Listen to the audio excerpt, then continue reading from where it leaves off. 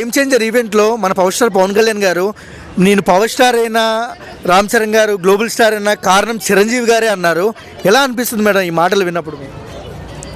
అది మొన్న అంత ఎత్తు ఎదిగినా ఎంత శిఖరానికి వెళ్ళినా ఎదిగొచ్చిన మూలల్నే కానీ ఎక్కొచ్చిన మెట్లనే కానీ మర్చిపోకూడదని ఒక మాట అన్నట్లే.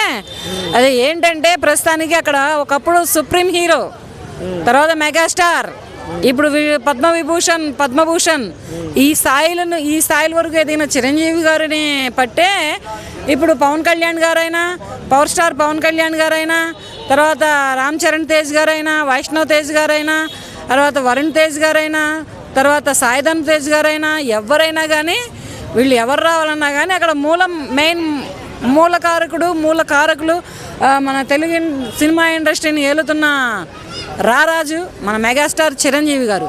అంత 10 ఏళ్ళు కష్టపడి రాజకీయాల్లో పోటీ పడి ఒక ఆంధ్రప్రదేశ్ రాష్ట్రం పిఠాపురంలో గెలిచి డిప్యూటీ సీఎం అయిన వెంటనే ఆయన ఎక్కడికి పోలే.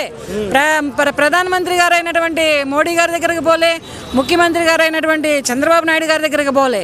ఆయన డైరెక్ట్గా ఆంధ్రప్రదేశ్ నుంచి తెలంగాణ రాష్ట్రంలో ఉన్నటువంటి చిరంజీవి గారి ఇంటికి వచ్చి కన్న తండ్రితో సమానులైనటువంటి చిరంజీవి గారి కాళ్ళు మొక్కి బ్లెస్సింగ్ తీసుకొని ఆయన మన్ననలు పొంది అంతటి స్థాయికి ఇదిలో ఉన్నారు. అలాగే చిరంజీవి గారి సతీమణి అయినటువంటి సురేఖ మేడం గారి కాళ్ళు కూడా మొక్కారు. ఆ తర్వాతే తల్లి దగ్గరికి వెళ్ళి తల్లి కాళ్ళు మొక్కి తల్లి దగ్గర బ్లెస్సింగ్స్ తీసుకున్నారు.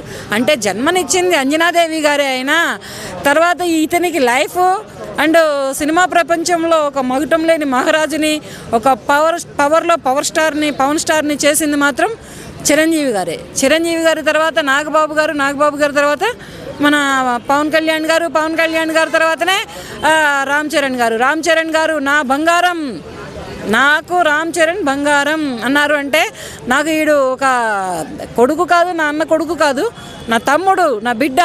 ఇప్పుడు చిరంజీవి గారు పవన్ కళ్యాణ్ గారిని ఏ స్థాయిలో చూసుకున్నారో అంతకు మించిన స్థానం రామ్ చరణ్ గారికి పవన్ కళ్యాణ్ గారి దగ్గరే కానీ, పవన్ కళ్యాణ్ గారి ఇంట్లోనే కానీ, పవన్ కళ్యాణ్ గారి స్థానంలో కూడా అంత స్థితిలో అంత ఇదిలో ఉన్నారు. అంటే వీళ్ళు ఏ రకంగా కష్టపడితే, ఏ రకంగా ఒదిగి, ఏ రకంగా ఎదిగారనేది సినిమా ప్రేమికులకి అందరికీ తెలుసు, సినిమా ప్రేక్షకులకి అందరికీ తెలుసు.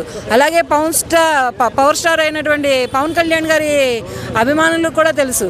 కానీ ఇక్కడ ఎక్కడ వచ్చామా అన్నది కాదు, రాజకీయంలో డిప్యూటీ సీఎం అయ్యి కొణిదెల పవన్ కళ్యాణ్ అనే నేను అని ఉప ముఖ్యమంత్రిగా ప్రమాణ స్వీకారం చేసి 5 ఏళ్ళు అక్కడ ప్రజలకి పాలన అందించి వాళ్ళ బాధలు చూసి, వాళ్ళ సాధకులు చూసి, వాళ్ళ కష్టసుఖాలు చూస్తున్నారు చూడండి.